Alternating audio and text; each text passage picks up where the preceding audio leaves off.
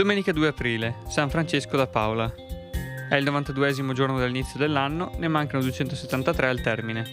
Il sole sorge alle 6.50 e tramonta alle 19.40. La luna si leva alle 15.45 e tramonta alle 5.40.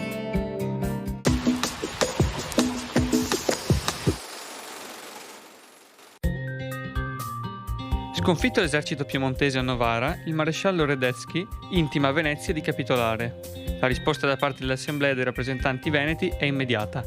Venezia resisterà all'austriaco ad ogni costo.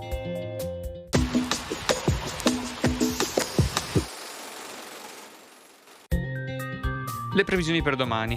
In prevalenza sereno con ottima visibilità, salvo residua nuvolosità a inizio giornata e possibile attività cumuliforme pomeridiana sulle prealpi.